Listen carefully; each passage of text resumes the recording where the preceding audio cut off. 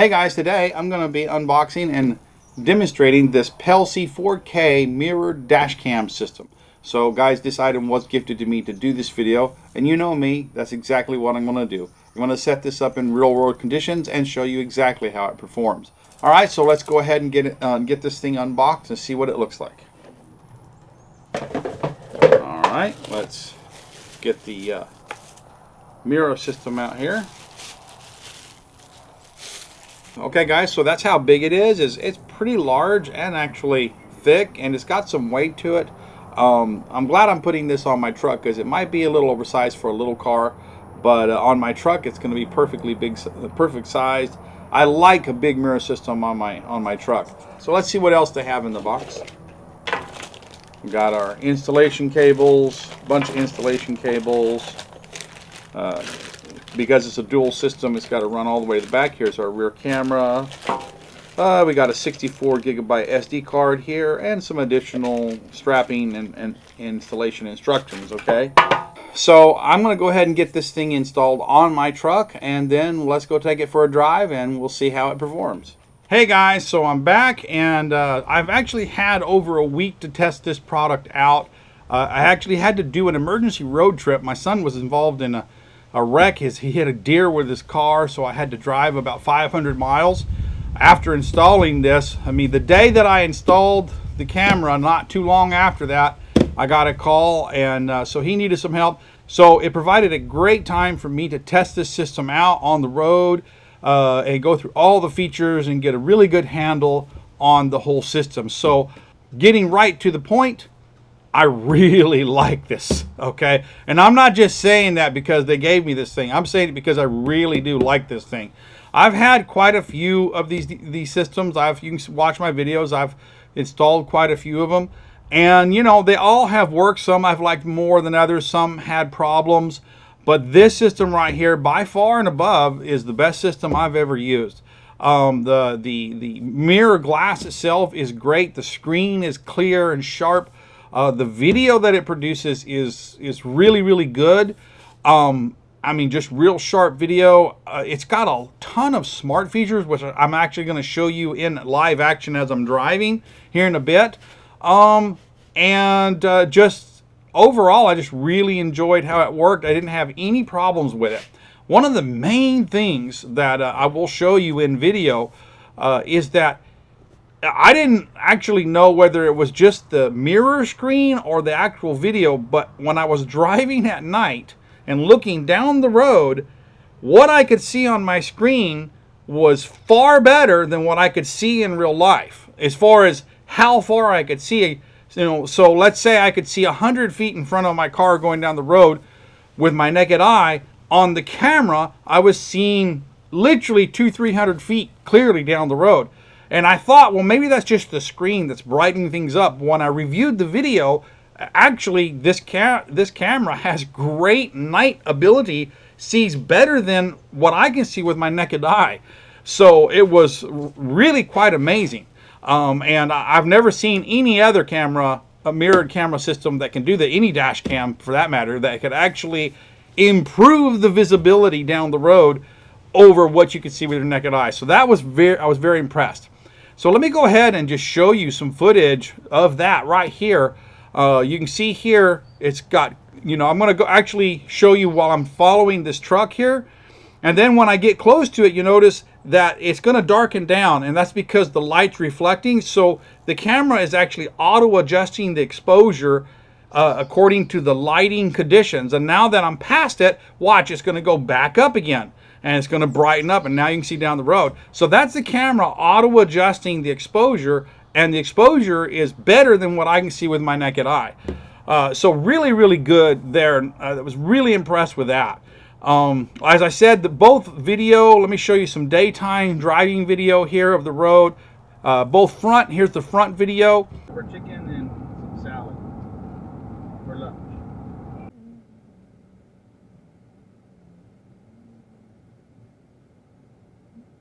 Okay, very good. And here's the back video.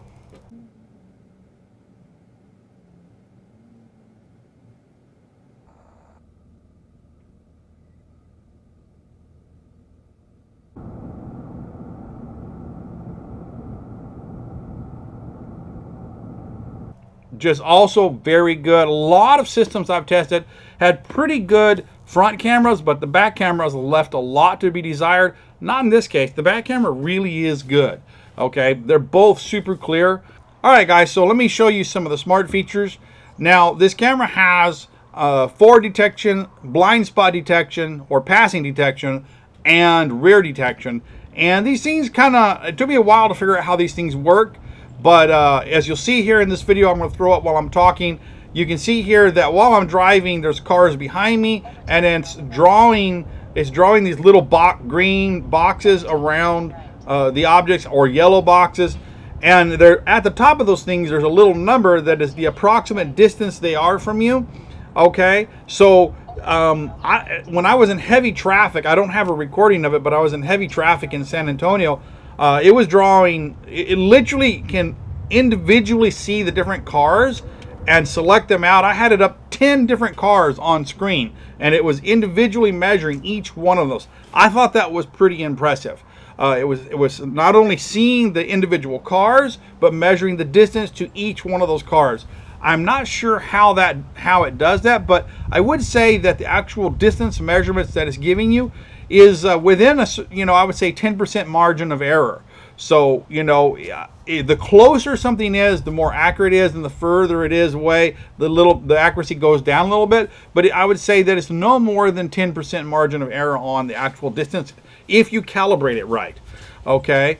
And same thing for the front camera. If you're driving down the road and you're behind someone, it's going to measure the distance. Now, if cars get, when the little squares are green, that means they're safe. Yellow is warning, and red is alert. And if they get close enough, you will get that red alert. But it really has to be close. One thing that I did learn while using it is it doesn't change no matter how fast you're going, the warning alert system. It's really designed not for saying, oh, you're too close to a car you're following at this particular speed. So it's not taking your current speed in and making a calculation of what a safe distance is. It's a fixed distance no matter what speed you're going. All right. Now, cars, when they go to pass you, it's going to give you a warning, and that warning is going to say overtaking on the right or overtaking on the left. Overtaking on the left.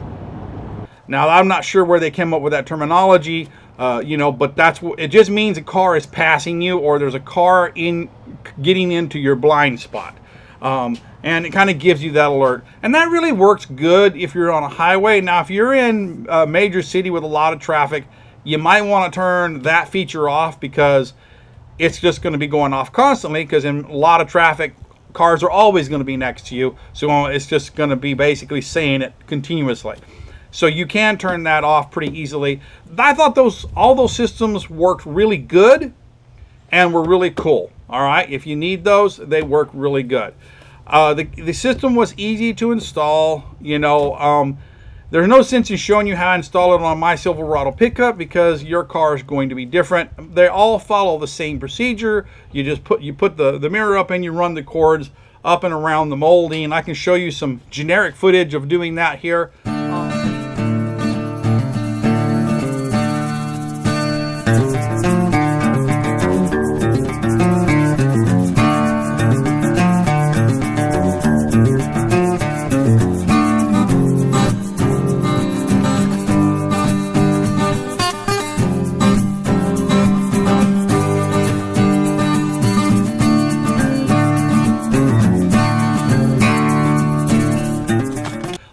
It's pretty, how you're going to do it on your car is going to be unique to your car, and because there's a million models of car. So, but you just basically run it around the molding. Of course, on a pickup truck, you have to run it under the chassis I just run it along with existing electrical wire, and just basically zip tie it to the existing wiring harness under the chassis, because where the manufacturer ran the wires is where I do it. But that's going to be different on every vehicle. Let's go into the menu system. We can just hit right here, and now we go to the screen and it stops recording. Smart driving is, you can turn on these proximity detectors right here, on or off. You can calibrate them right here. It shows you to basically adjust that thing on the horizon. But you do need to be on like a flat road where you can actually do this. I'm kind of on a hilly here, so it's not a great place to calibrate it. But same thing with that. And you can turn them all off. This is forward proximity sensor, rear proximity sensor, and passing or blind spot sensor, okay? Camera settings. You got your video resolutions here. I've got it set to 4K. At 4K resolution, on a 64 gigabyte card, I got 5 hours of recording before it started overwriting the old files. So at 4K, you can record for 4 solid hours. Like say you're driving a long trip, you'll get 5 hours of solid recording, and then it'll actually start erasing the files earlier. I'm not sure exactly how much you would get, but you definitely would get more recording time at 2.5K and 1080p. Okay, now you got video length. You can choose from 1 minute, 2 minute, 3 minute segments of how long you want the videos to record.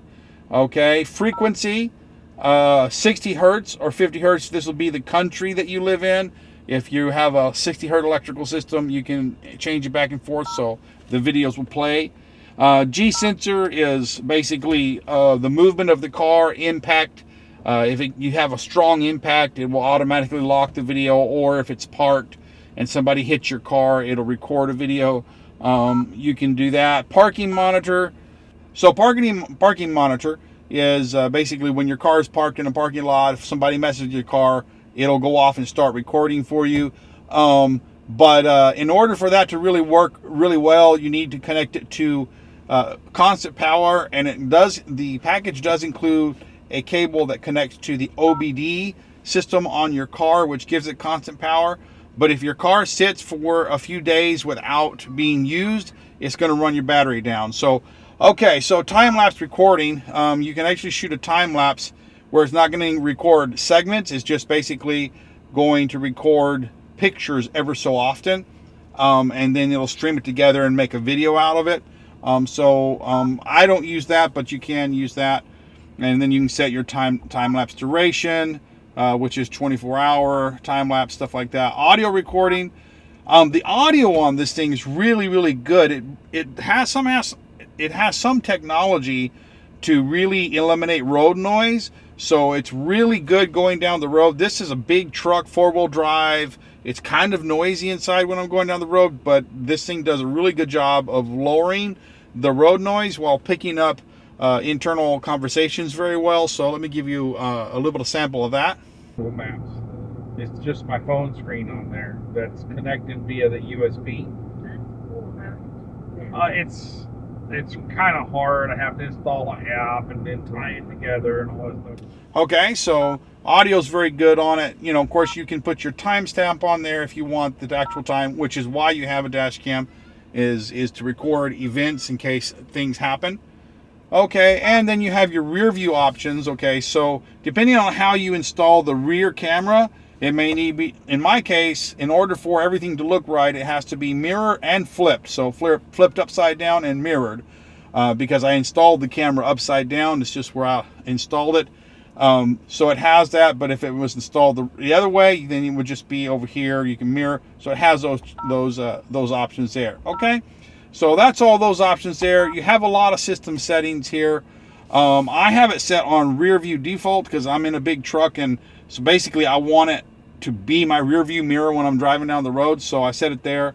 Volume settings is basically you're hearing the little beeps. The volume on it could be a lot louder than it is, especially when you're going down the road. It's hard to hear. I'm hard of hearing, so I need a little louder. But for people that have good hearing, it probably is not a problem. Okay, so boot up sound, touch sound, of course you're hearing me do that. You can turn that on and off. But auto power off, you can set that, and 1 minute, 3 minutes, do that stuff.